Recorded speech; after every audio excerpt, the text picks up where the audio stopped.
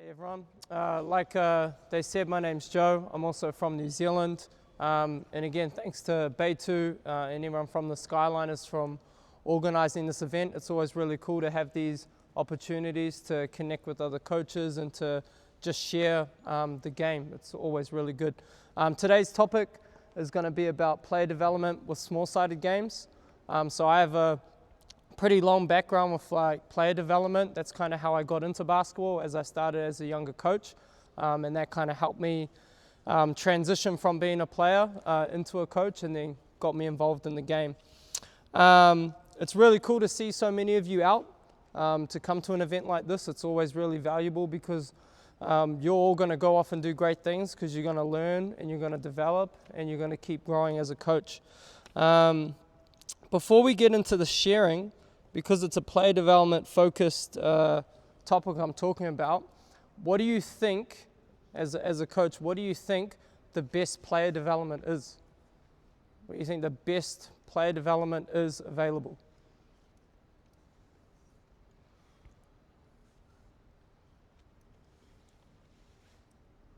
Any answer's good.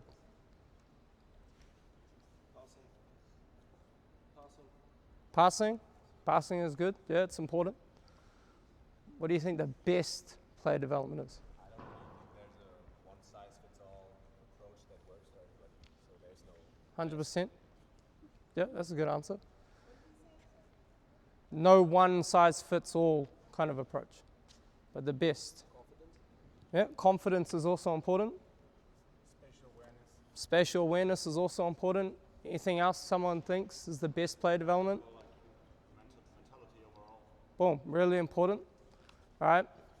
My answer always is the best player development is actually coach development.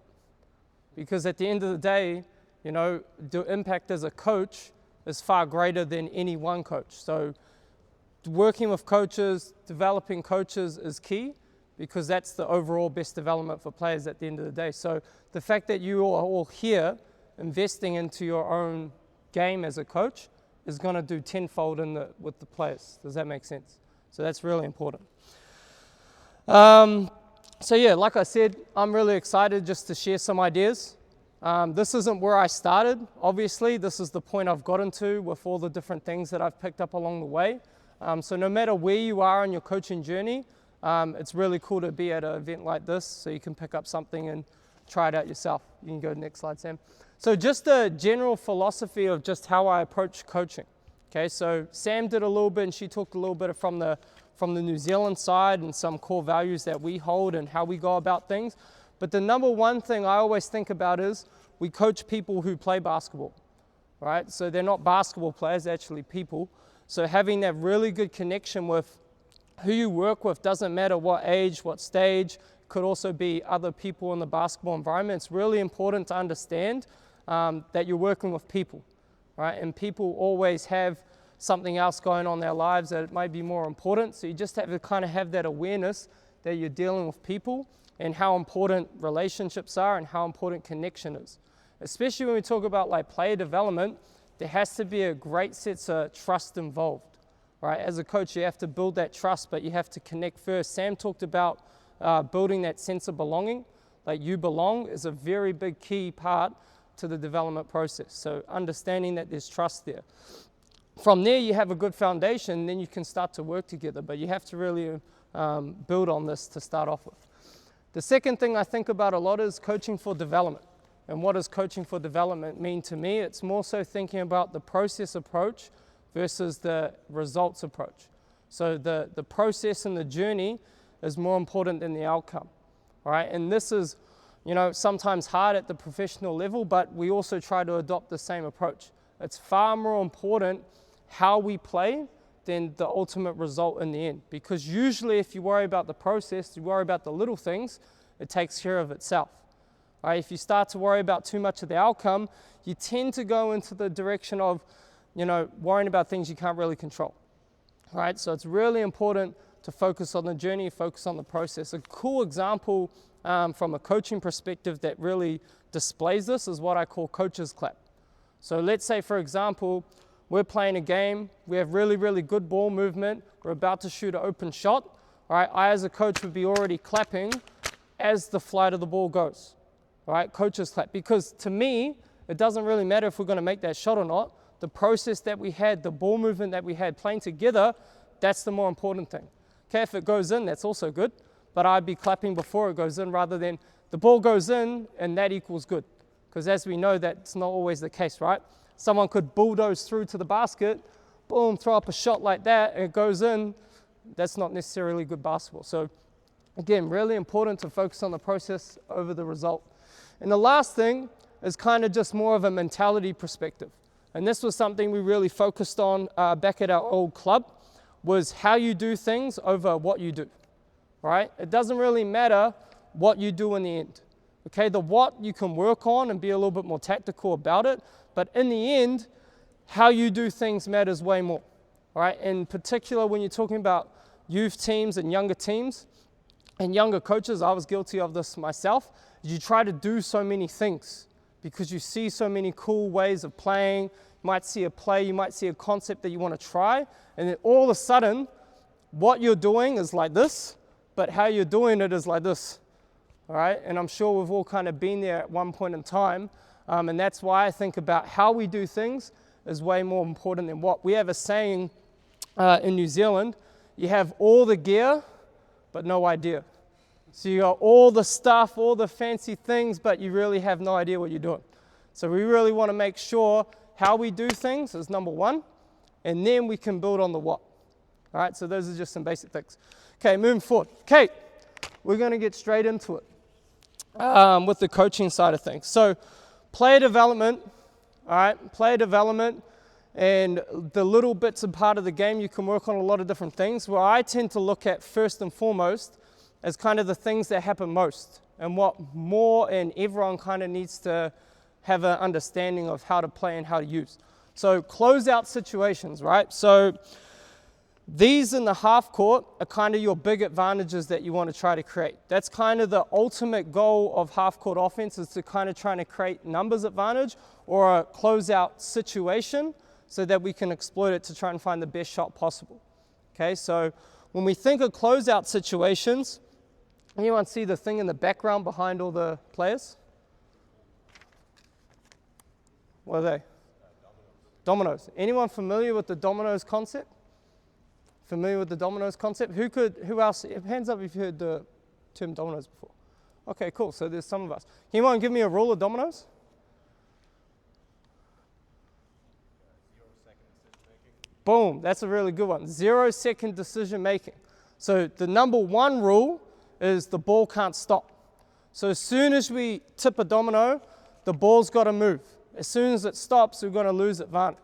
Okay, so that's a good one. So 0 second decision. Who's got another rule of dominoes? Those are familiar. Anyone else? You could rattle them off all probably. Anyone else got one? You can give me the second one if you want. I'll let the other ones.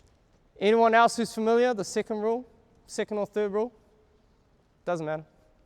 I can roll on. Okay, so the first rule is the ball doesn't stop. So the moment we have advantage, the ball's got to move. Okay, the ball's got to move. The second thing we got to make sure we do is one player can't guard two. So if we're in a bad spacing, Coach Sam just talked about spacing, if we're in a position where one defender can guard both of us, and we already kind of have that numbers advantage, we kind of shoot ourselves in the foot. So this is another important concept that you want to be able to teach and correct. And the third thing is, another spacing concept is basically floor is lava or re-spacing. As soon as I drive, let's say I'm the first person to tip the first domino, I drive it into space, I move the ball, my controller can't go off, I can't just stand around. I've got to re-space, create more space so we can allow ourselves to keep playing. Now, when we talk about the 0 second decisions, right, the first touch decisions, I call them touch decisions, is we have three main options. We can shoot it, we can move it, or we can drive it. So these are the three base decisions that we want to work on in closeout situations. And when you think of it in the team concept, within the practice, you may have some repetitions at this, but overall, we don't really have enough repetitions of this. So that's why from a player development perspective, I think it's really important to kind of use this as a good base, Because if we can all attack in these situations and have good decisions in these situations, good things happen. Okay, so can I get, let's just say, 6 volunteers down here on this baseline, and I'll set up a first activity. Grab 2 balls.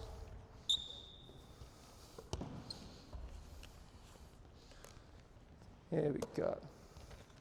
All right, let me get 1 player over by the break on this side without a ball, 1 player on this side on the break without a ball, everyone else over here on the baseline on the break.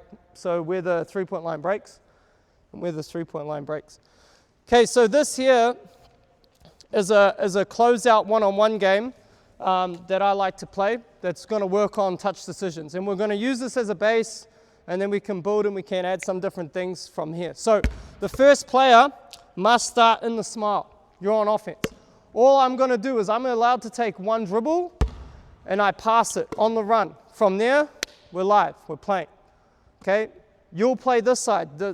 When the game's over, you're off, and then you can start your next game on this side. So you guys can just keep playing. For now, let's say a simple rule is you have 5 seconds to score. Okay, if you score, you stay. If you get a stop, you become offense. They clear the court, and next one goes on this side. All right, you guys can set up. You can start going. Good job. Let's go. So when I typically work with like a new group and a bunch of players that I don't really know, I really like to start with something like this, even though it might be straight to the game itself, but it allows me to kind of observe and just see where players are at. It shows me what's their initial decision making like on the catch, what's their ability to attack a closeout, because like I said, in the end, these situations here, that might be the best chance we have to attack and score in the half court. So we really want to work on these as much as possible.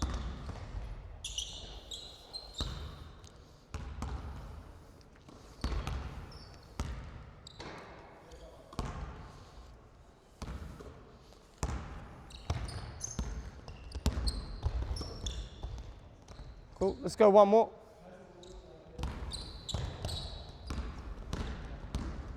All right, cool. All right, you guys can just hold there. So for the most part, I really kind of like what I've seen, right? What I see a lot, especially in like younger teams, is I see a lot of this. Let's say someone here is closing out on me, all right? And we just talked about the touch decisions, the ball not stopping, okay? And sometimes the first thing I might see is he passed the ball out,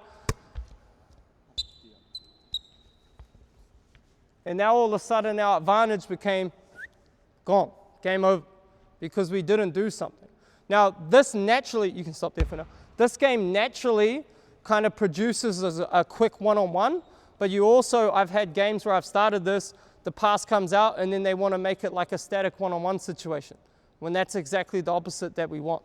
So the main thing I would focus on here is, let's just get you out here, is the number one thing that I want to see is, boom, when you close out, I need this player to make a decision.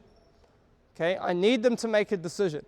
Now sometimes, right, a lot of the time is, the best decision in a closeout situation you can make is what? Anyone know what the best decision sometimes you make? Closeout?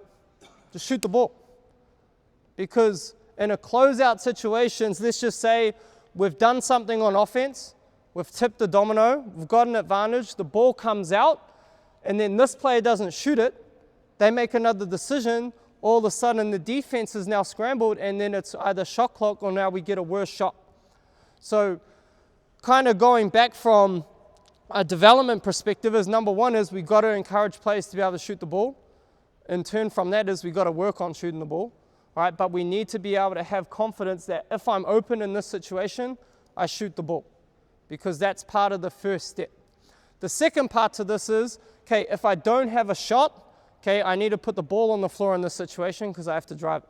Okay, now a lot of coaches spend a lot of time with the footwork side of things. Okay, if I catch like this, which way do I go, etc., etc. I'm not too fussed with this. My main emphasis is if you're going to attack the closeout, you need to get the ball down as fast as possible. So left hand, right hand, doesn't matter. If I know that I don't have space to shoot, and this can be depending on players, okay, if I'm a really, really good shooter, okay, I always have space, unless you can block me. All right, maybe if I'm not and you're in the kind of zone where I don't think I can get my shot off, as long as I get the ball down as fast as possible on the catch, because I know I'm driving it, good things happen.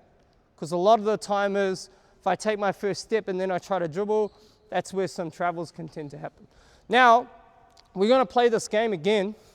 You guys can sit back up. But this time, all right, the other thing I want to really kind of emphasize is being able to shoot the ball when we're open.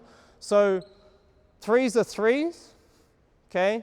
If you score at the rim, it's 2. Anything else is 1. So 3, 2 at rim, and 1 anything else. All right, you guys can play on that side too. Just keep going for a second. We'll see how we go. All right, let's roll. 3, 2, 1, scoring. Shot.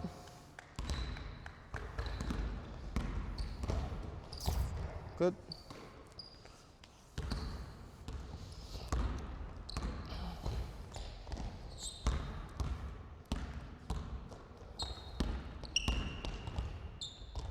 Cool, all right, hold there. Okay, another thing that we need to include is, all right, when I play a game like this, I tend to kind of open it up. This might be the base of how I start, but then I'll say something like this to kind of mix it up a little bit. You have to now play at a different spot every time. So you can play anywhere, all right, after your rep, you can play anywhere, but you have to stay on that side of split line. Okay, let's go again.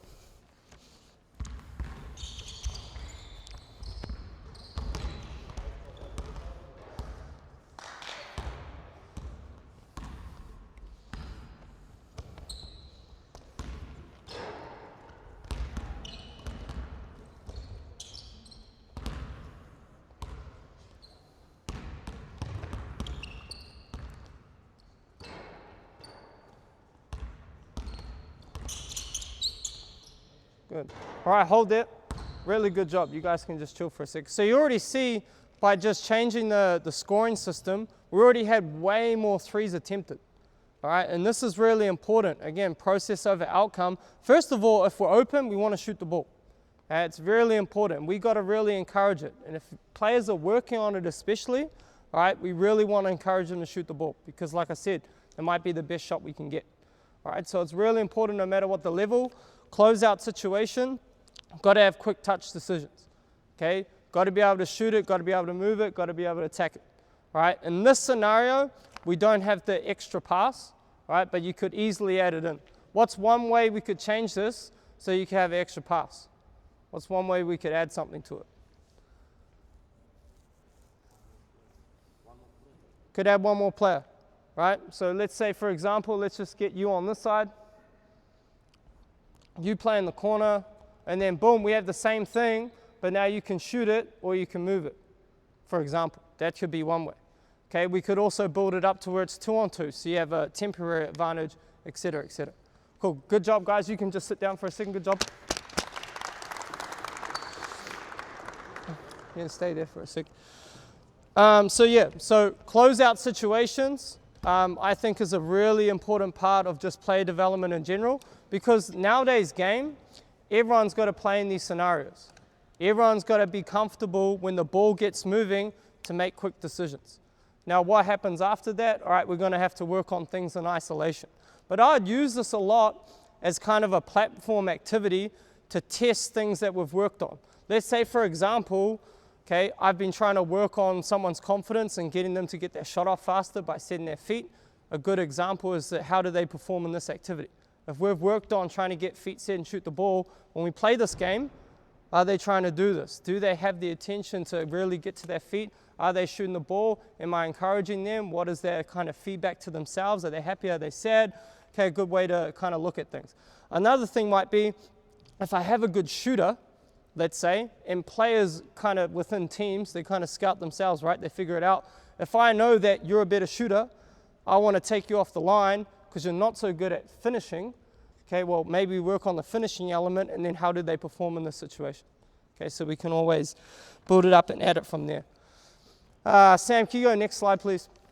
Okay, so skill development nowadays is pretty buzzwordy, right? You hear it being talked about a lot, right? From skill acquisition and things like this. There's a lot of discussion about this, and it's really, really good. You've also seen that there's been a big development, especially in the US, Australia, and back home in New Zealand. I don't know so much here, but trainer culture and individualized training has really shot through the roof, right? And it's become like its own niche kind of part of the sport industry and basketball and a lot of other codes.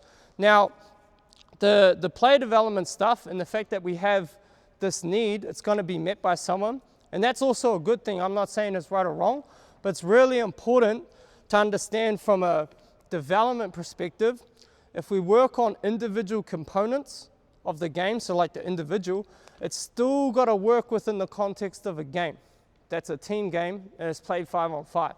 Often, a lot of times, skill development tends to lean itself towards being more 1-on-0-ish, all right? And that's where we kind of get into the conversation between the difference of technique and skill, because there's a slight difference because they're related, but they're not the same thing as far as definition. So technique versus skill. So from a definition perspective, a technique is a specific individual coordination pattern to solve a movement problem. So a technique is more so something that's like specific to something, all right, or one fundamental movement, and it's usually done in a non-variable way. What I mean by that is there's repetitions involved with technique, but there's not much variation within it.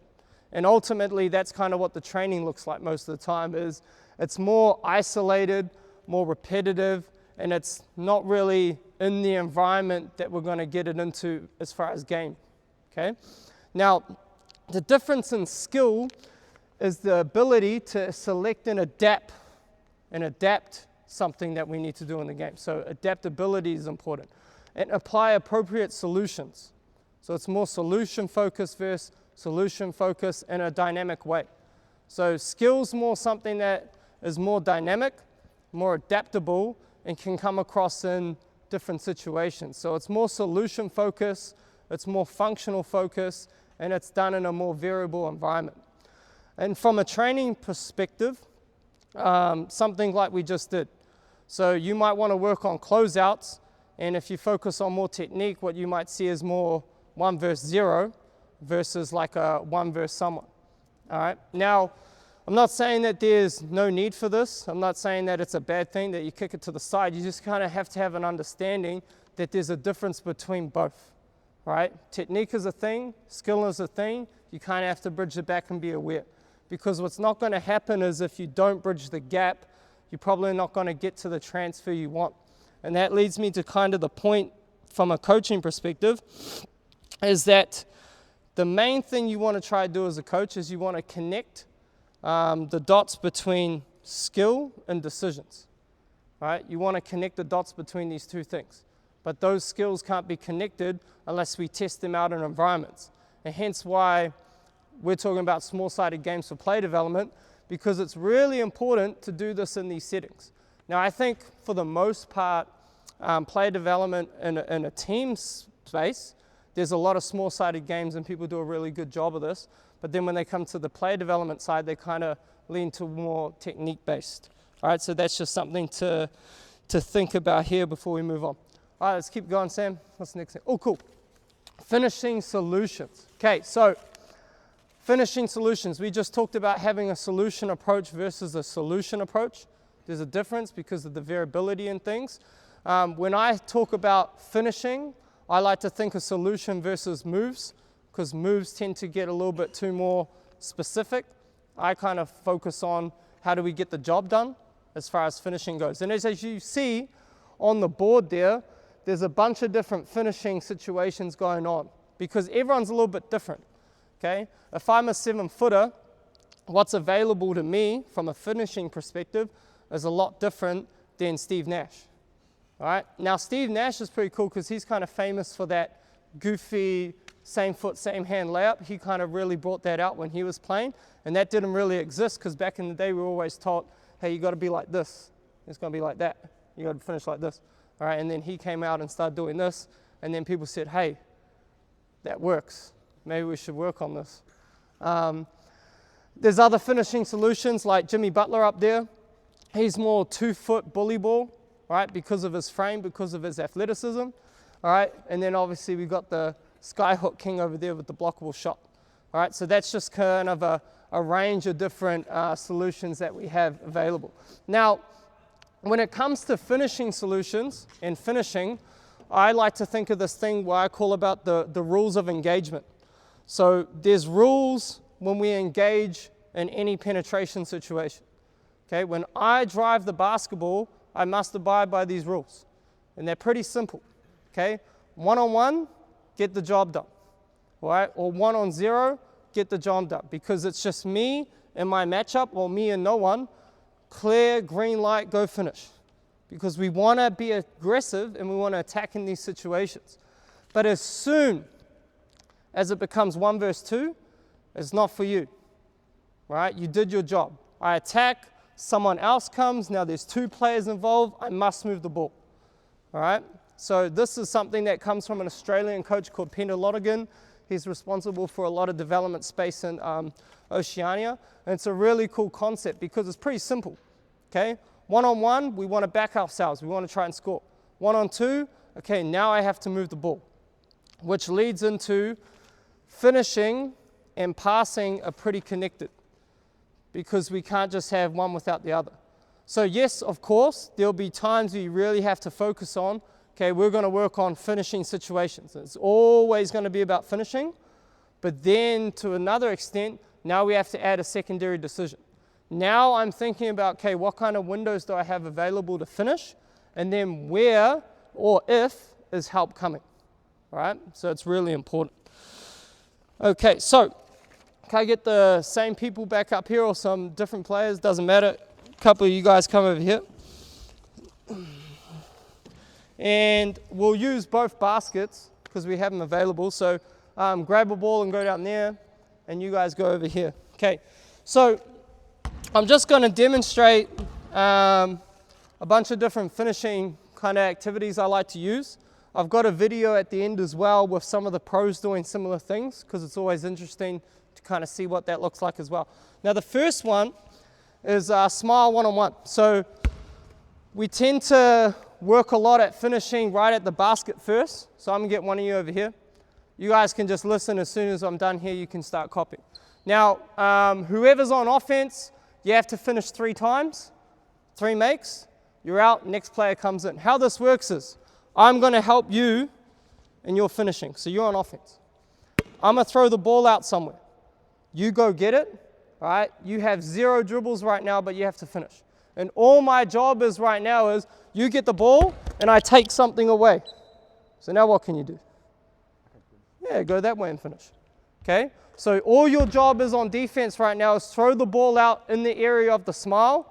Offense has no dribble. You have to try to finish. Defense try to take something away. Not 100% live, but you're just moving around. Take away some option. Yep, hands up. Okay, all right, let's just go for a little bit. Quick repetitions, make 3 baskets, and then switch out. All right, let's go. Boom, take one away. Good. Good. Go quick. Try to go as quick as you can. Get the ball, go again. Give them the ball back, go again. Quick, quick, quick, quick, quick.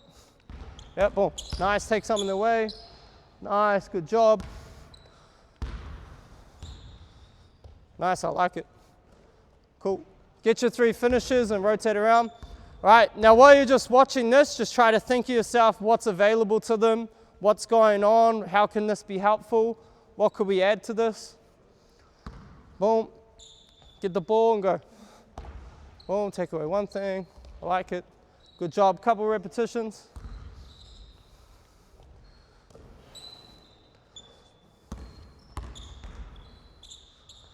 All right, cool. All right, cool. And stop there. Okay, so I like to do this a lot. Back home we had a 2-court gym. So we had like 6 hoops available. So you could easily split up and do this even with big groups. And you can have some quick repetitions. Here's really good too. If we were in a bigger group, we could have different sides and things like this. But what are we seeing right now, right, as we're just watching them doing this activity? What are we seeing? Yep, you're watching, you're not in it, yep. Basically, the defenders are taking one thing away, and they don't reset, so to speak. They don't do a second action. Yep. What's available to offense right now? What do they have to do? They have to score. Okay, do we tell them how to score? Did I tell them how to score? What do they have to do? They gotta find some kind of solution, right? And that's the cool thing about this game is I haven't told them, okay, you must go like this, or you must go like this. Okay, there's a situation that they have to kind of figure out. Now, if they were really struggling, okay, we can kind of taper it back and we can work on some different things, all right? But in this situation, they're all pretty capable. Now, what I would do as far as laying some extras to it, I would kind of make the defense go a little bit harder.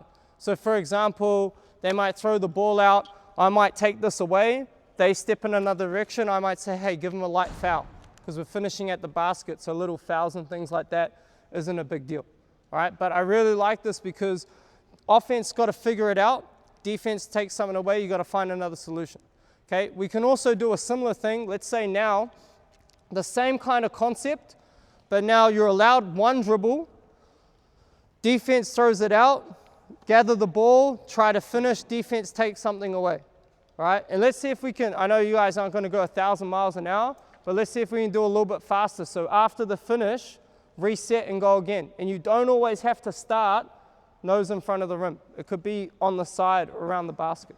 All right, so now you get one dribble, okay? Start a little bit further out, defense throw it out, boom, take something away. All right, let's go. Yeah, you can stay with them longer too. You can follow them to the basket. One dribble only. Maximum. Maximum. So you don't have to if you don't need it. Yep, throw it out, boom, go. Boom, go, bang. Take something away, boom, go. Good. All right, keep going.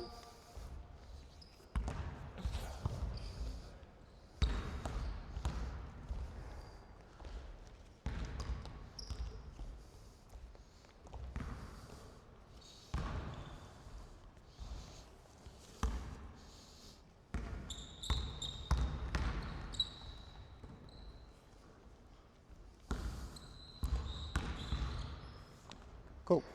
All right, sweet. So hold there for a second, guys. Good job. All right, so again, just added a different thing to it. Now you got one dribble and stuff like this. All right, and you can build it up from here. What else could you kind of do? Like if you're watching this and you're going, okay, this is pretty cool. They have to figure out some things. What else could we do to make this even harder or like add another element to it maybe for offense? More aggressive defense? Okay, so they're not kind of just statuish, maybe they're a little bit more aggressive, 100%. Take one side away. Yep. One side of the basket could be taken away. You can only finish on one side of the basket. What else? Something else we could do. No backboard. That's a cool one. No backboard. The backboard no longer exists. Poof, it's gone. You can only finish over the rim. All right, so those are some unique ways that you could take something like this, kind of add to it. A popular one is also, hey, you have to finish 5 times, 3 have to be weak hand, all right, for example. Or you could say, hey, all 3 times finish weak hand. All right, so now the defense, even if they're taking away something, it can still be hard for offense. They have to figure it out. Okay, let's go. You guys can just copy the same thing. Let's go, you're here, you're dribbling the ball. Dribble. You're on defense, okay? Now, on offense, you have to dribble and just get a foot outside the paint. So 1 foot, boom. When he gets 1 foot outside the paint, you just have to get to the opposite side of him, all right? Opposite, all right, outside the paint, and then you go to finish. So for example, let's say you're over here, boom. Let's just say you dribble towards that elbow. Boom, I go outside here, and then we're playing live one-on-one at the basket. Okay, give us one example. Ready, so you got to be on your toes, be ready to go. He goes outside, boom, boom, and come back. Cool. All right, let's play a couple times of this. Dribble, boom, reset, go outside, bang, come back. Good.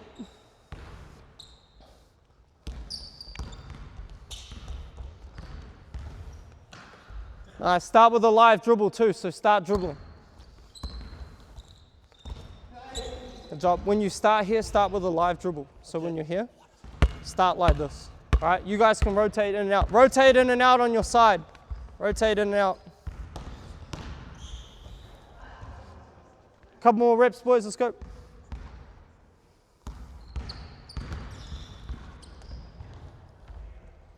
Good.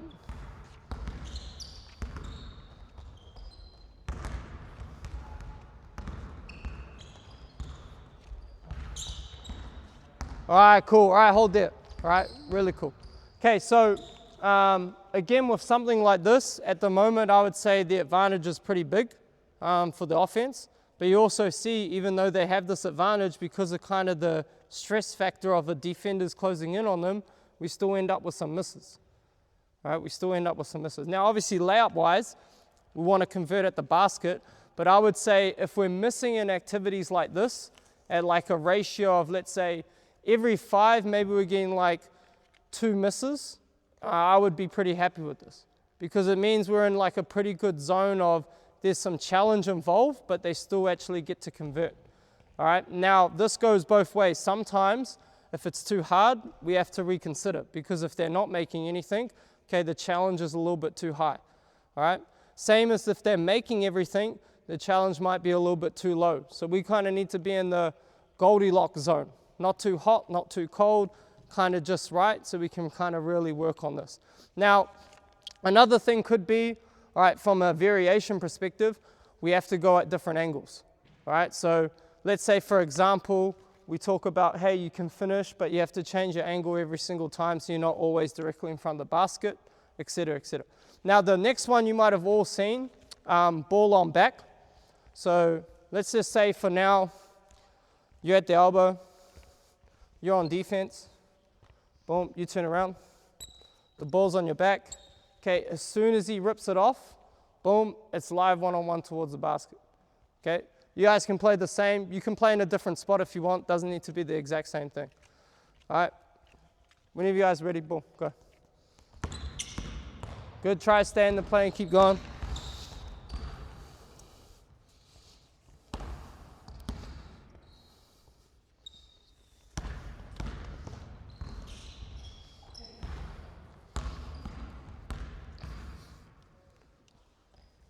All right.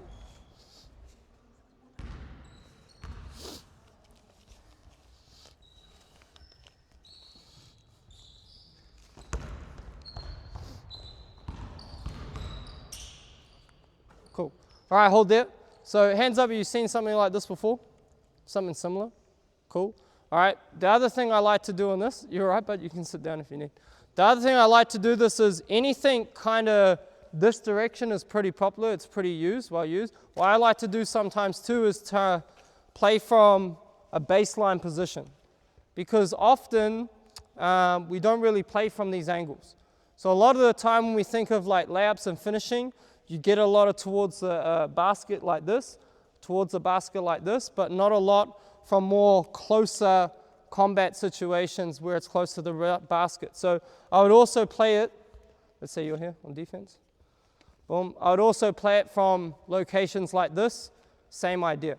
Now we can add like different rules. We could add point system, for example. In these kind of situations, I really like to reward if they get to the smile itself, because good defense will also take away the charge circle, so you're not actually finishing directly at the rim. So that's also a good thing. So it could be like, hey, you get 2 points if you finish inside the smile. All right, you get 1 point if you finish outside. All right, defense gets a point if they get a stop, for example. So we can roll them from there.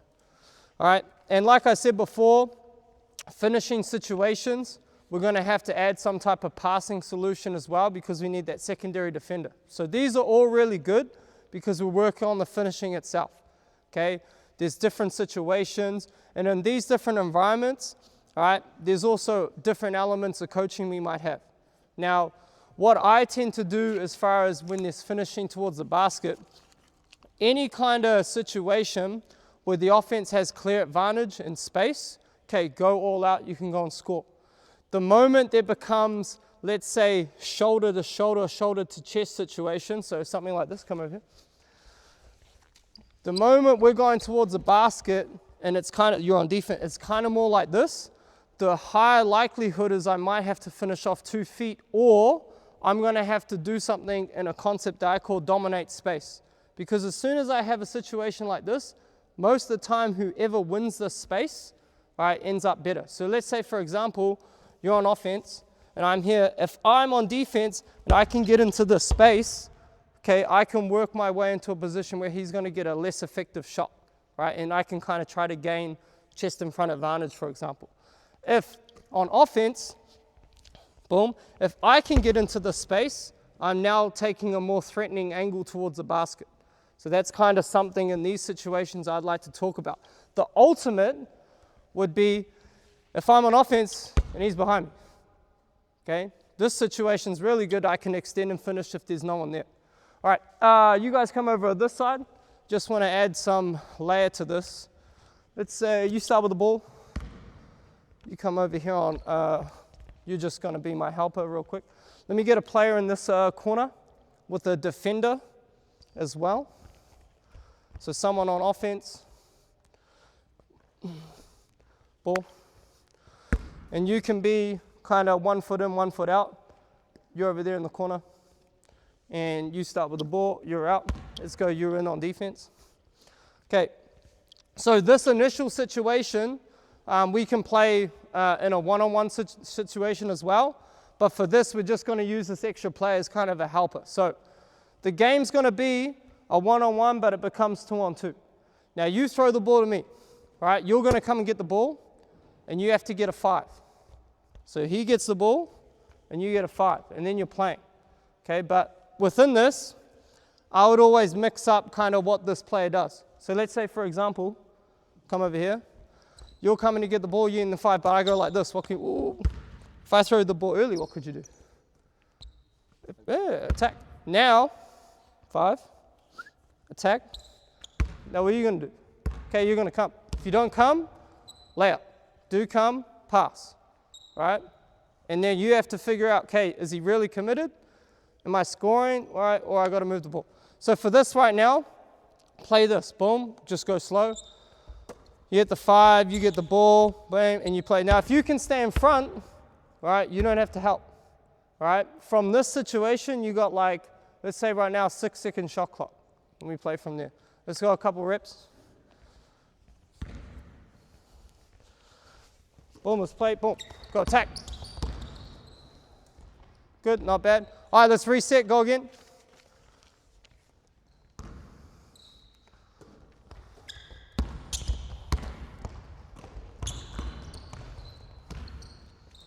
Okay, not bad.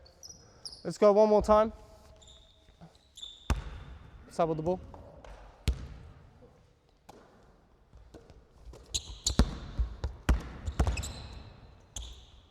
All right, cool.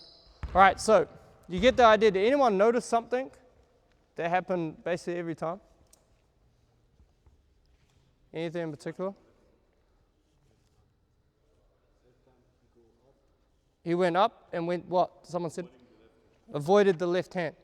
What could we do instantly, all right, to try to change this from the outside, from a coaching perspective?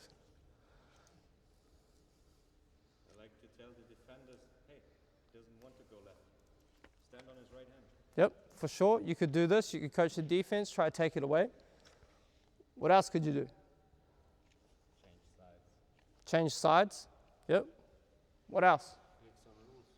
Yeah, make a rule. For example, let's say what's really common in this, and this is good that it happened, what's really common, especially on this side, when players lift up, is number one is they don't really square up because of the tendency to play away from weak hand. Now, this is actually like a micro situation that we have in the professional level as well. We play a lot of side ball screen situations. So I swing the ball, okay, I'm going to set a screen, but let's stay there for a second. What tends to happen, especially when they play towards strong hand away from weak, is players don't square up, right? And you notice this tendency to try to take the right hand. So we really want to try to encourage players to square up to be a threat for obviously on the catch, okay? Now what tends to happen here is the ball's like this, he's like this, the window of opportunity is like this. All right, so for example, I would say, hey, when the ball's like this and it's like this, where's space to attack? And of course, on defense, if you keep on going towards strong hand, you're not going to get anything. Okay, if we change to the other side, okay, maybe it goes more right hand, that player steps up and goes like this. Hey, let's go one time. You play one more rep.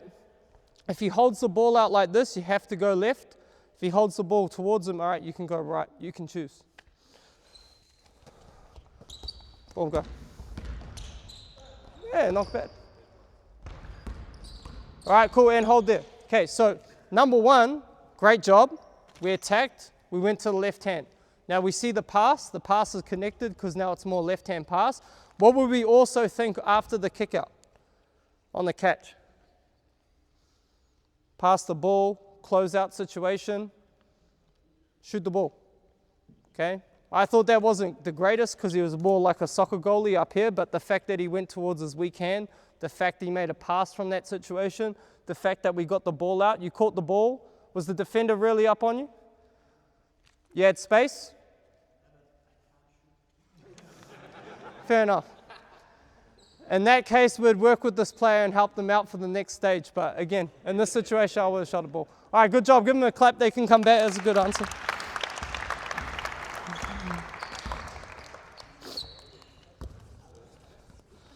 We see how many things is connected. And maybe we work on your shot. So next time, you shoot that with all the confidence in the world. Any question on those finishing situations? Any questions or any thoughts that come to mind from those situations?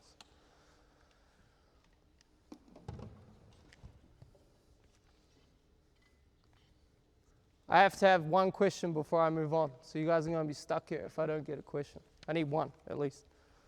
One question.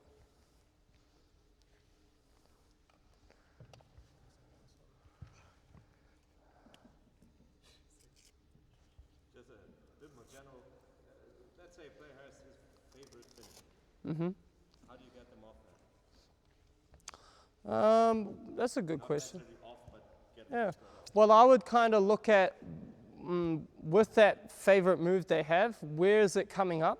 Like what situation exists that this comes up? Typically, what I tend to see, especially with younger players, is like spinning, for example, could be really big. So one thing I might say in a finishing situation is no spin move. So just eliminate it from a scenario. That could be one way to kind of get them to just explore different things. Now, as you get closer towards higher level, there might be certain things that players just do because they're just so good at it, right? And they may not need another solution. But yeah, in that example, I would say, okay, if it's like spinning or something like that, I'd remove it and I'd look at and think about other ways that they could, explore other things. So that's a good question. For how long will you hang on this setup?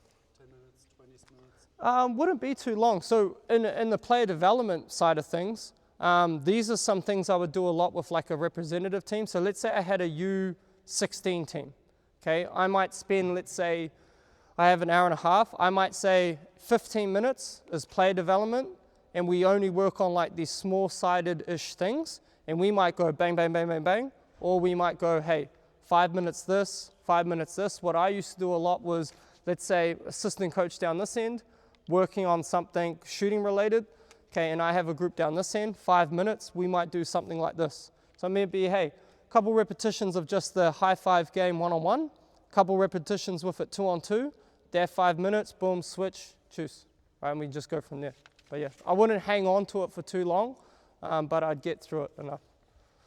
You have teams that they don't know all the finishing yet, no? For example, U12 or U10, Yep. want to introduce a finish, like a floater, for example. Do you do first like 1-0 and then you do the game, or you try to introduce directly into That's a great question. I try to go as close to the game as possible to kind of test initially. And this is a really good point because the old thought pattern, more traditionally, is we go A, B, C, D, E, F, da-da-da, versus if you start at, let's say, E, okay, you can kind of figure out, do I need to go to D, or is E good? Do I need to move up? Versus if I do all these progressions, going back to the time, if I did 5 progressions, then how much time did I spend? Now, from a young player perspective, a big challenge to overcome is the fast break layup. All right, so I'm glad that this came up. So let's just say I had a younger player. Boom. Let's just say you just go ahead. You come here, bud. Boom. You're on offense. Okay, you start. Let's go to the sideline. Boom. You're going to run this way. You're going this way. Okay, so this is a good situation that I'd set up for like under 12. You take one step, outlet position, you throw the ball and chase, you're on defense. Okay, whenever you're ready, you start the game. So for example, something like this for young players is pretty good because they have no other decision to make. Like they just got to go and they got to try to get to the basket fast, and then they got to try to have soft hands and finish a layup, for example. So that's a good question, but I'd probably start with something like this and kind of just see where they're at and then build from there. Maybe change the setup a little bit. That's a great job. You guys can sit. Any other questions on the finishing front? Cool. All right, let's move it on. Next slide, please, Sam. Okay, so essentially what we've been doing this whole time is we've been using these small-sided games, all right? But we've been using the constraints-led approach to kind of adapt them and manipulate them. Now, if you're not so familiar with this is not a new concept. It actually comes from an old study. But it's basically how can we put them in game scenarios, how do we put the players in game scenarios, and then how do we manipulate the situations, like the games and different activities we've been doing, to kind of get them to explore ranges of solutions. All right, so some of you might have heard of this, some of this might be the first time. All right, that's all good, it's just a different concept. And there's four main principles when it comes to the constraints-led approach. So number one is the intentions behind what you're doing. So intentions is basically like, what's the goal? What's the gist of what we're trying to achieve? So everything you do, all right, you're not just like throwing it out there for no reason. Okay, we all kind of know this, right? I'm doing something specific, I want a specific outcome, I want to see some certain things. All right, so there's always a real intention behind what we want to do. The next thing is representative learning design. So basically all that means is how representative is the activity. So if you think of scale from 0 to 10, how much is this thing like a real game? So 10 out of 10 would be for an under 16s player. Okay, they're playing full court 5-on-5, it's a game. That's the closest thing to the 10 out of 10. And then any other activity could be swayed back. So if you had a lever, for example, the 2-on-2, it's not 10, but it's closer to 5 than it is, let's say, 1 or 0 would be, I'm just making a layup versus no one, if that makes sense. So how representative is it?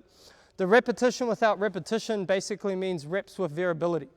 So going back to the technique versus skill, all right, technique, there's a lot of repetition, but there's not a lot of variable repetition. So when we're doing repetitions, yep, okay, maybe for the start, there might need to be some base level of understanding, all right, which is also important. But then we want to test that technique, we want to test that skill by making it a little bit more random. So for example, spot shooting, what I try to do a lot of is if we're doing like 5 makes from, let's say, the corner, they're not always going to be corner makes. Okay, maybe I take one shot here, maybe I move around, maybe I shoot here, maybe now I'm backpedaling, maybe I take a shot like there, for example. That's repetition, but there's some variability involved. And then the last thing is the constraint to afford. So an affordance is opportunity for action. So basically, how do we manipulate the activity so there has to be some kind of decision involved, and then there's an outcome of some sort. So they have to figure some things out. So this is basically what I've been doing with the games, is I've been kind of manipulating the tasks that they're doing for different outcomes to kind of come about. And as best as I can, I try to make it so I don't have to really explicitly tell them all the answers, all right? But I try to lead the horse to water, if you kind of get the drift. I'm not trying to tell them exactly what they have to do where, all right, but I kind of try to make them aware of information that's available. Let's say, for example, the closeout, okay? Was he all up on me or all up on you, or did you have space? All right, are you aware of the amount of space you have? Are you aware of how quickly you get to your feet or not? Do we have to work on it, etc., etc.? So these are just some things as far as constraints-led approach goes, and this is kind of how we can make these practice situations a little bit more dynamic and closer to the game. So I like to use the representative learning design, the reps without reps, the constraint to afford. They're kind of like gauges, and throughout the practice, depending on the situation, we might ramp it up closer to 10. So let's say 5-on-5 full court, all right, that's closer to 10 because it's more like the game, all right? Of course, there's going to be situations, especially in the field that I'm in now, we can't go 5-on-5 every single time because of loading. Like we have 3 games in 7 days. It's not possible. But then how would we structure the practice situation as best we can with the situation we've got? All right, so we can try to maximize it as much as possible. Okay, Sam, you can move on to the next one. Cool, defensive skills. So this is a interesting one, and I think this is kind of like under the radar from a player development perspective, and this is something that I think is really important, especially when you try to use the approach we've gone through already. Every single situation that you have offense, defense, there's opportunity for the defense to work on some things. So that's number one. So you're kind of getting two-way teaching. But there's definitely some things that you can do defensively that are more skill-based. We talked about the how at the beginning, kind of like the attitude behind how you do things. And defense is definitely one of those categories. But there's also some things that you can do to really highlight and build some skills. Just like offense, there's some things you can do. Now, from a constraints perspective, a real easy way to look at it is if I want to work on offense, okay, I want to work on something on offense, I'm going to limit the defense to some capacity, right? So I'm working on offense and I want to work on attacking in a numbers advantage, okay, 1 less defender, and now offense has a big advantage, we can work on some offense. The flip side of that, of course, is defense. If I want to work on defense, I limit the offense so we can explore that skill that we want to work on. Now, I don't want to go crazy on the defensive stuff because we got to move through it, but there's some things that I really like to teach. And number one is, all right, how can we limit unnecessary fouling at the basket? And this is a big problem for a lot of youth players. You get towards the basket, they do a pretty good job on defense, and then a player kind of throws up some wild shot and they just, boom, they hack, and now it's 2 shots and you go, come on, what are you doing this for? All right, I think we've all been there. So kind of similar before. Let's say just give 4 players, 2 4 players. Okay, so this is what that's right, you can stay. Yeah, we just go to. Okay, this is what I call a wall-up one-on-one. So all that it's going to be is like, it's basically the smile situation we had before, but now it's live, all right? And now offense is constrained. So we're going to start in the paint, all right? And you're on offense, okay? You just hop out for a second. I'm going to throw the ball out. You're going to get the ball, but you're dead. You can't do anything, okay? The only thing you can do is try to pivot and score. All I'm going to do now is, as he's dead, I need a big chest and high hands. And all I'm going to do is, boom, I'm like this, all right? And I'm going to make the shot as hard as possible, all right? And all I'm trying to do is to keep my chest on him, wall up like this, and make it really hard for him to shoot, all right? And if he makes the shot in this situation, okay, it's fine, all right? The worst thing that can happen here is that you foul him when he's taking a really bad shot, all right? And again, this is something I like to kind of start with. So this is like the end result. Let's say he's driven, now he's picked the ball up. I like to start here. Now I'd have this going around a bunch of different areas and maybe have 2 players on 1 basket, but kind of how we set up. So you get the ball on defense. You can face him up, doesn't matter.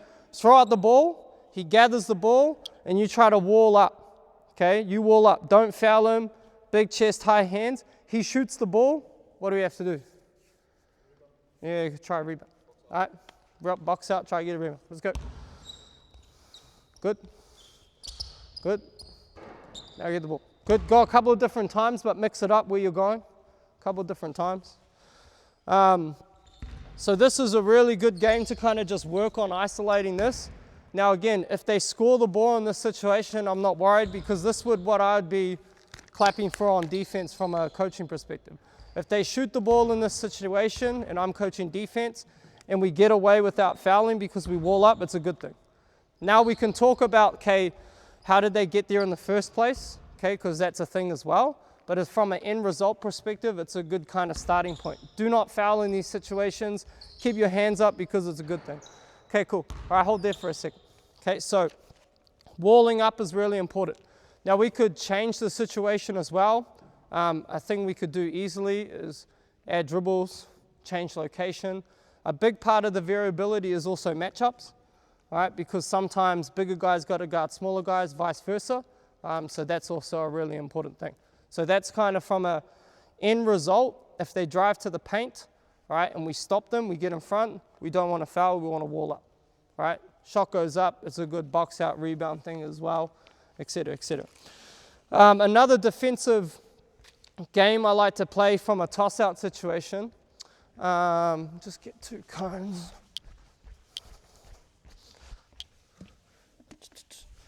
Yeah. All right, so let's say here and here.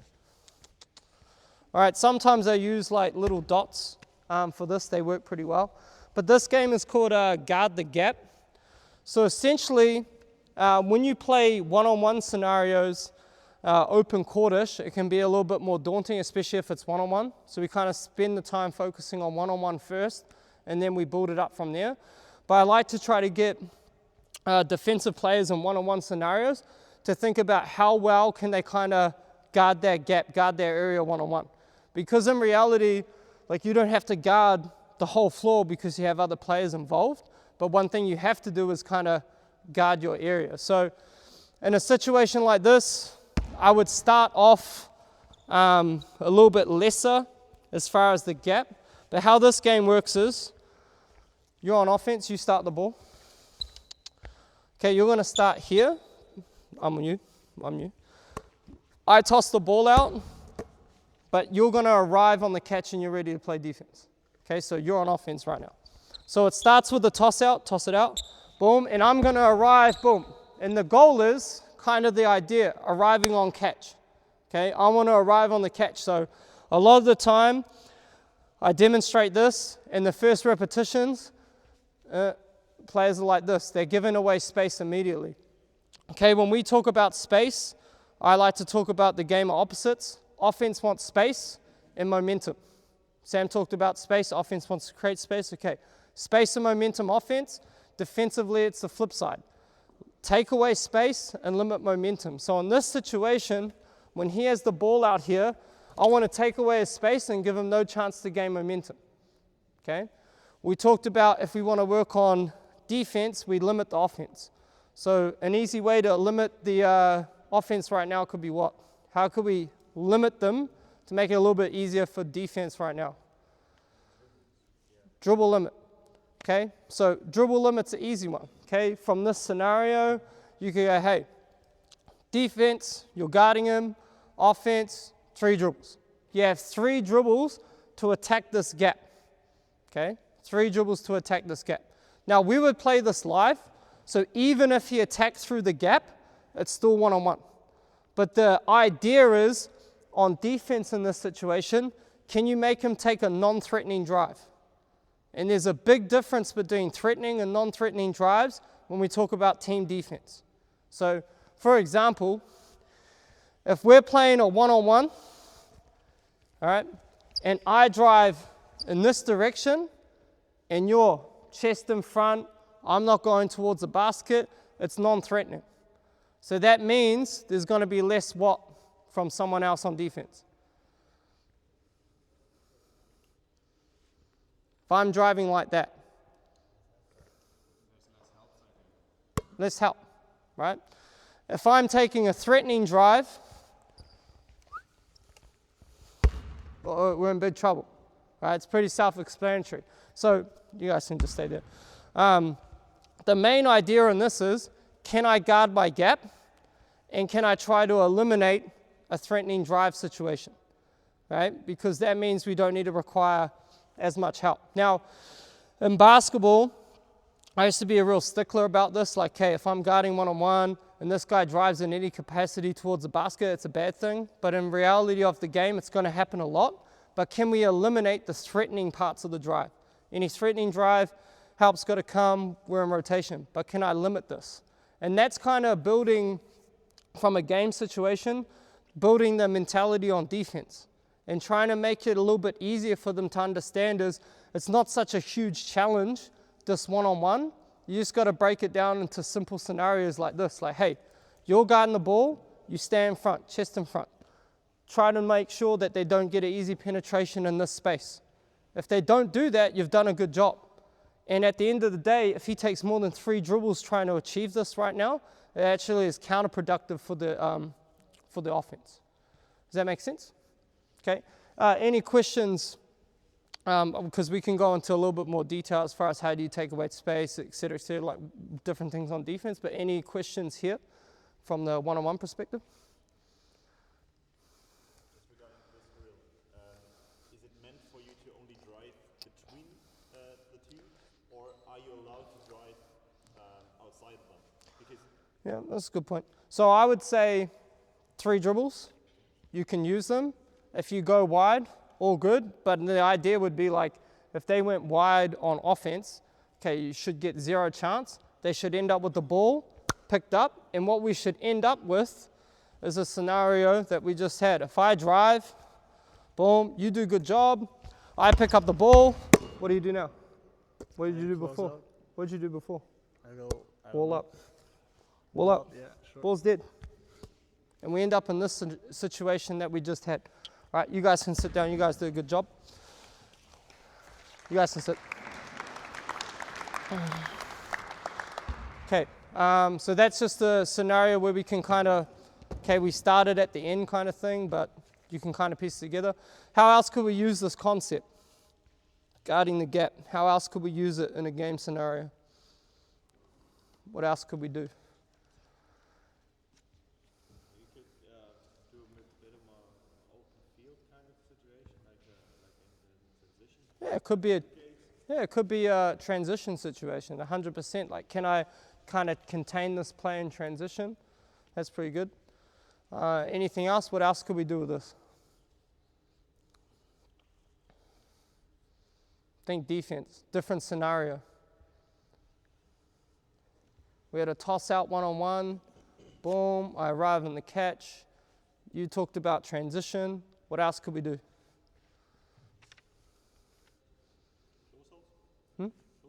Yeah, closeout situation. You do the exact same thing. 3 dribbles, 1 bounce, boom, can I keep him in this gap? Right? Another situation, which is really important, and it's becoming like more increasingly important in basketball, is how do you guard with a live dribble? In particular, when you switch a lot. Like, we do a lot of switching, so we have to teach our bigs a lot of the time. Okay, in switching situations, what are we trying to achieve? How do you have to guard this? So a live dribble situation would also be effective in this kind of idea. I've also played this in the past where instead of having like a spacing being cones, I might have one defender kind of in the gap, and their job in this scenario would be any non-threatening drive, boom, try to get a stunt. Or maybe I could make this into a 2-on-2 where it's a similar idea. We have a gap, but then there's another player. So now we activate the next player along. Can I get stunt recover and all these kind of things? Any other questions? Defense in this kind of scenario. Could be skill related, like what other things that we want to talk about or we could talk about?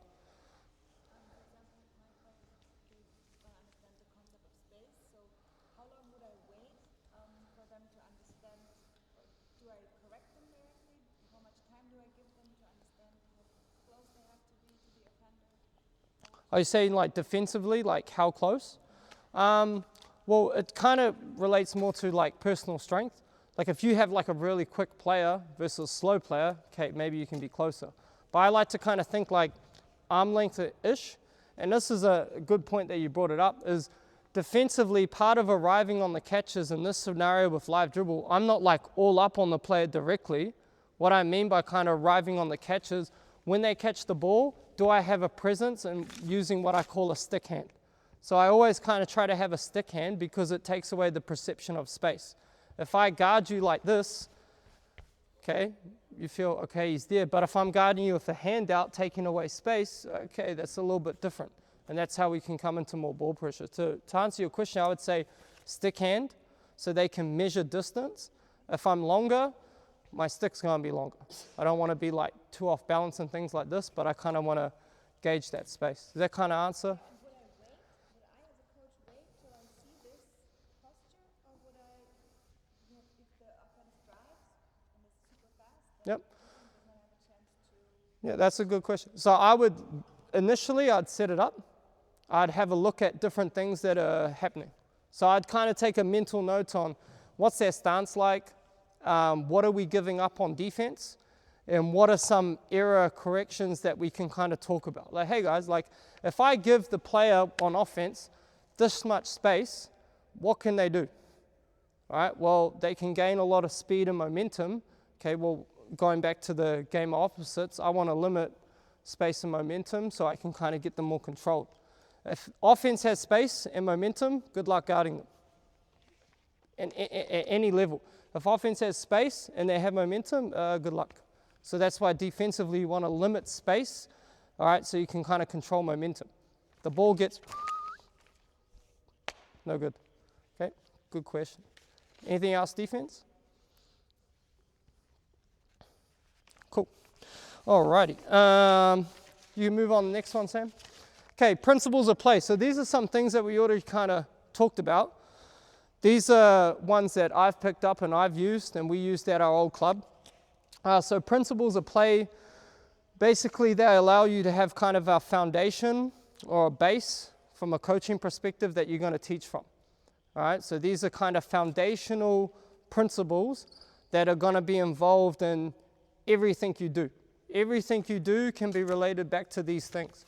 So for us, number 1 was space, number 2 was advantage, number 3 was shot selection. And they all kind of intertwine. We talked about space already.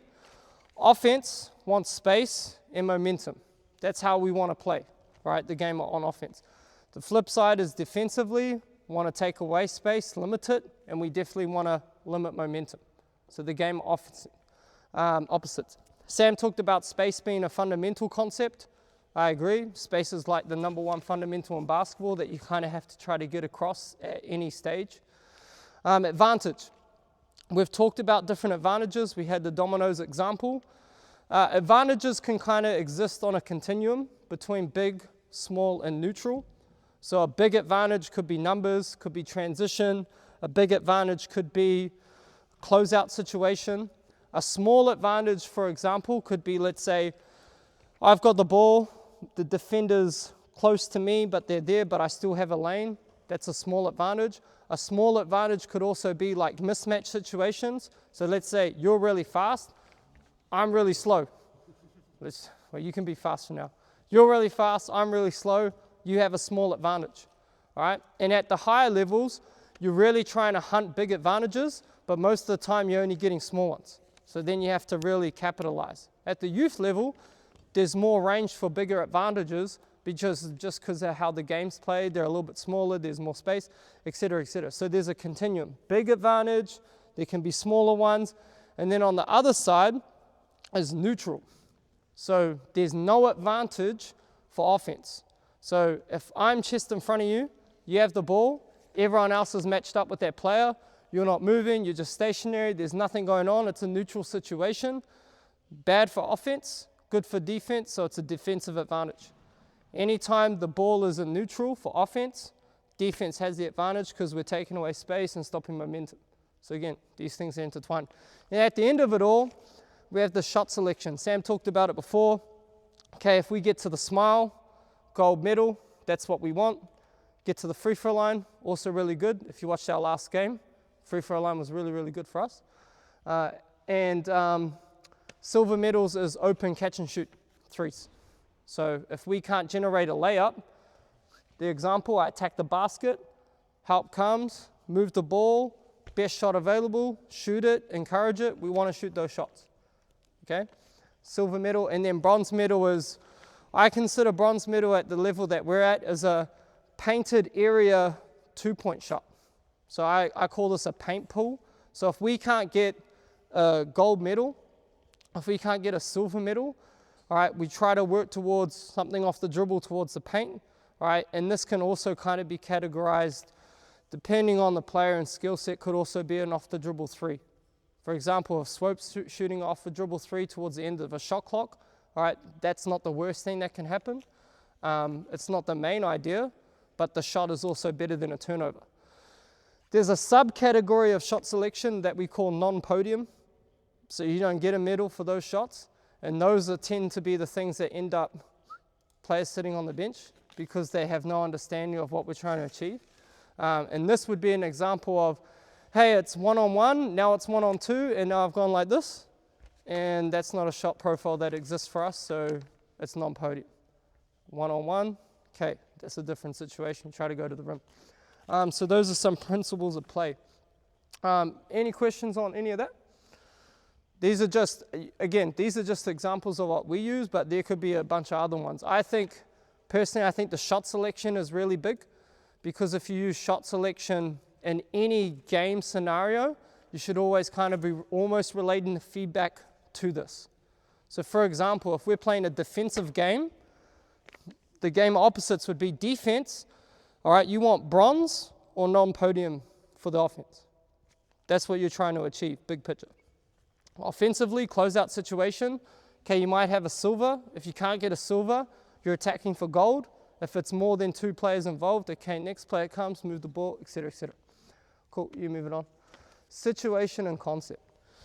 All right, so we kind of already had the advantage one. All right, we could play the same situation. Let's say, can I get 6 players? We'll just set it up so we can see what it looks like. Any 6 players? 3, 4, here we go. All right, and let me get matched up over here with a ball, and then I need a corner player and a wing player over here. So corner, wing, and ball over here. Yeah, offense, defense. Okay, let's go ball on back. Okay, so a situation for advantage. This could be a quick game that we look to play. You could also play this 4-on-4. 3-on-3 is also a good thing. And there's a lot of different things that we could teach. Now, number one, I would say, if I know my players, I would eliminate the right hand for a little bit to start off with, so they have to drive left. All right. Now, that's automatically going to create a situation. Let's say you drive, boom. What are you going to do? Okay, you step up. Okay, let's say another defender here. Boom, I've got to take 2 players, and then we have decisions going to happen. If you can't score, you're going to have to move the ball. If you catch the ball, you're going to have to make a decision. Do you shoot it, or are you going to go from good to great on the extra pass? So this is an example of working with advantage from an offensive standpoint.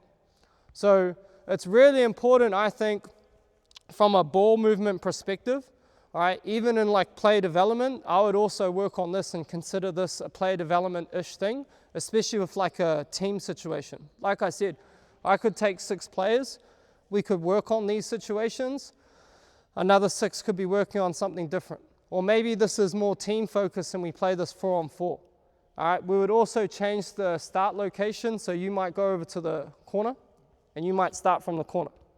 Just go to the corner, see the setup. Boom. You start from the corner this time. Now, just for the example, can I get you out just to stand? Let's say now we flip it, we've progressed it, and now we want to work on different stages of advantage. So we had big, small, neutral. Big advantage would be go defense over there. You throw the ball to me. Boom. Let's play the high 5 game. Come. Now, freeze. Freeze, freeze, freeze, freeze. Let's say I've gone like this. Boom. You have a big advantage. Okay, freeze. Big advantage situation. All right. Got to move the ball. Okay, come back. Let's say I go like this. You have the ball. You arrive like this. What would we think this situation is? big, small, neutral. Small to neutral, right? Like he has some momentum on offense, but if you do a pretty good job initially, soon enough, this will become defensive advantage because there's nothing going on. So I'd also put in games like this where it's like a mixed situation. So he could come up, it could be big advantage, he could come up, it could be no advantage, etc., etc. And then it also becomes like a little bit of a different feel. So now there's no clear situation, now they're going to have to figure it out. The other thing could be said, if we want to work defense, let's say you go to the wing, you have the ball here, go to the wing on defense, come play defense here, and you just space. We had the guard the gap one-on-one with the toss it out, boom, arrive on the catch, be in a gap on defense, boom, be a gap on defense.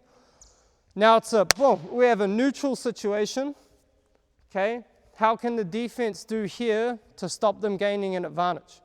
So now we play live, but now from a situation where it's neutral, offense got to try to create something, defense got to try to stay in the situation. If defense could stay neutral in this situation 3-on-3, they would be doing a pretty good job, right? We could obviously change this so it could be more dynamic. I could say, hey, if you don't have anything on offense, okay, pass screen away, handoff, ball screen, and we could go on and on. It could also be a live dribble situation. So you start with the ball, we play this advantage. So this would be an example of, okay, we've got a small-sided 3-on-3, all right, but we want to change the situation. And within this, all right, we can change up and make some more decisions around it versus, okay, how do I stunt? How much do I stunt? When's a good opportunity to stunt? We're talking about the gap defense, et cetera, et cetera. So another thing that could happen, let's just say you go to the corner again, bud, and you come over here. Ball, go offense, then come over here. You go defense real quick. All right, driving situations like this, turn around. Now we could start talking about concepts. Okay, I drive. You got to make some space. He gets into your space. Boom.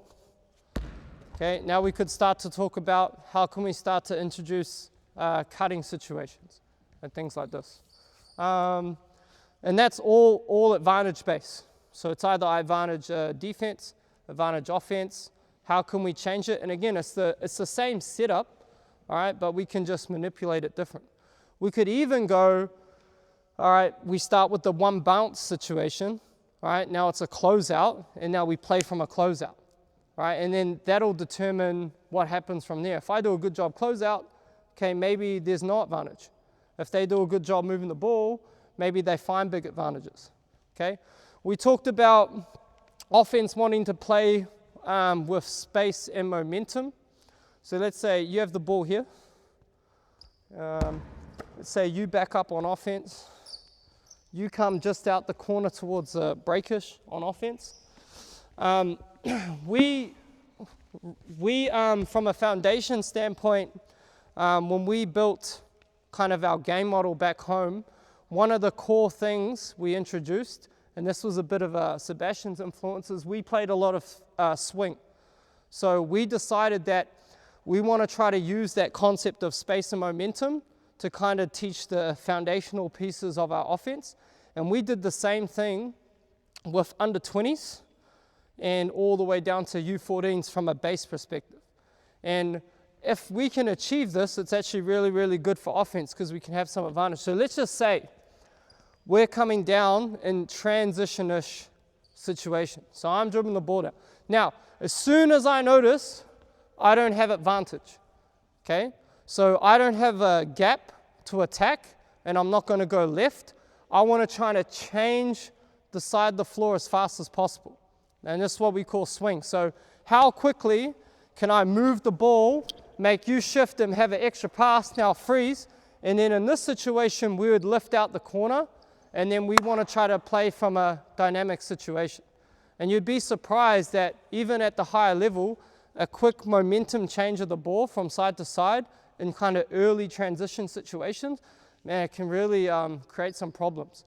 Because if you do a good job with that decision, you could create a small advantage, and if you move the ball well enough, it can really expand and grow and grow.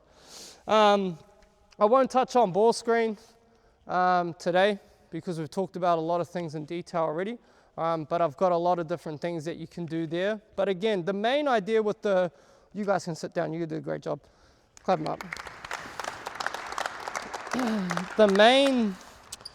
The main idea behind this kind of approach is you kind of have the problems, you see all the problems you have from a deficiency, from whatever that is, because you see your players, you know what they can do, you know what they can't do.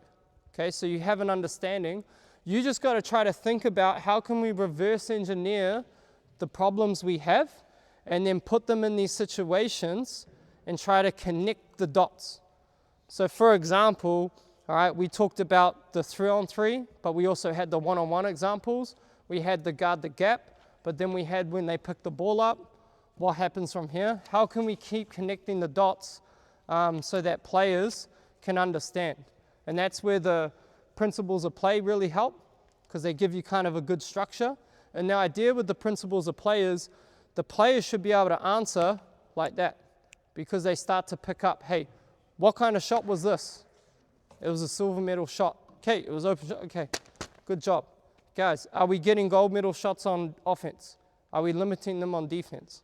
Okay, if you could get your players at like a U16, U14 stage to understand dominoes and how that works, and they can play with advantage, really, really good. Because then they can really start to play some good basketball. There's professional teams out there that really struggle with this concept, right? Because sometimes the ball moves and it looks good, and then all of a sudden it sticks, and then all of a sudden it's neutral. It becomes really hard to play again offensively. Good for defense though. Yeah, so there's a lot of different things we covered.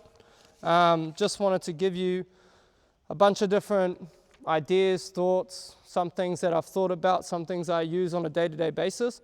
Sam, can you swipe to the, yeah. And we're just going to play, this is just the end bit. So this is just some scenarios that we worked on, but just some of our pro guys working on it. So different scenarios, you can run it, Sam. So this is Smile 1-on-1, all right, but they're working on it. So they're doing, offense is working with the defense, and he's giving them different options. So this is something I do a lot in warm-up situations. So it's really good for them to just figure out different ideas. Most of the times in the workouts, I'm playing the defense. So I don't know if you've seen it, if you've been around. I've got the sticks, and you'll see them in some of the clips. And you can even see here, as simple as it may seem, just hitting a defender, they're going to miss, right? Because it adds an element to it. BDT shooting. This is something you can Google, but this is just a decision-based activity. So Radi right there is just reading Sam's hands. Hands up, got to pass. Hands down, got to shoot. Does he have space? All right, go back to that one, Sam. That was a good one. So he's playing with Sam. Sam's giving him decisions on the catch. So this is like a closeout simulation. So we talked about before, okay, in those lower load days, okay, when we can't go live, what can we do? So we played the other day. Radi wanted to do a workout. I'm not going to go live with him, all right, but I'll do decisions with him. So we're in a spacing setup that's similar to our offense. I'm in the corner. Radi's going to drive middle. Boom, I got to cut. I show my hands. He's got to pass. If I didn't show my hands, okay, he's got to go finish. And then there's a good example in the corner. Radi's been working hard to be more decisive on a shot, and we work on that in that situation. This is a guided closeout situation. So I'm playing defense. All right, not so good on that one. Marcus hit the shot. Boom, closeout decision. Got to drive it. Do I shoot it? Do I drive it? Do I move it? And then freeze. Go back a step, Sam. So with Chris, he's in a return to play situation. And what we've been working on, go to the ball. Boom. What is he right now? No hand. What should he do?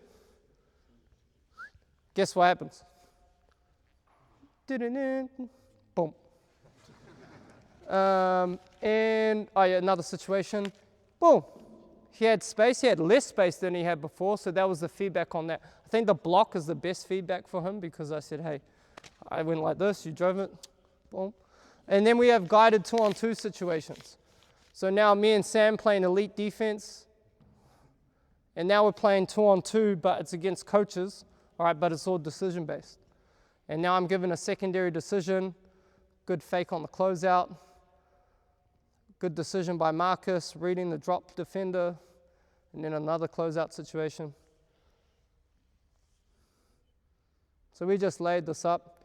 And free set, boom, reject scenario. So ball screen, if you use ball screen, if you're at the level, reject is the master solution. Anytime there's a screen, all right, and defense wants me to use screen, if I don't use the screen, good things happen. And I would like to say that I didn't do that, but I did.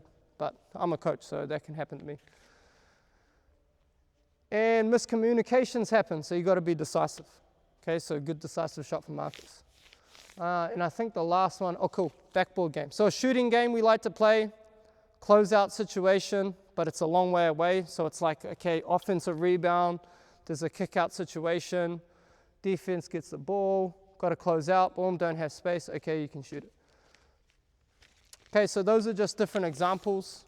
Some of the things stem from the same idea that we worked on today, as you can see. The only thing, because people ask me all this time, like, okay, what do you do with the pros? What do you do with the kids? I say I do a lot of the same things, because all that happens as you get more skilled. You get more skilled as you go up in the levels, all right? But everyone else kind of is on the same playing field. Everyone else is bigger, everyone else is skilled, everyone else tries to play the same way. So you can kind of do similar things. The details in the explanation might be a little bit different. But as you've seen, the Smile one-on-one can do this with younger players, do it with older players as well. So there's a lot of things involved. All right, that's it from me.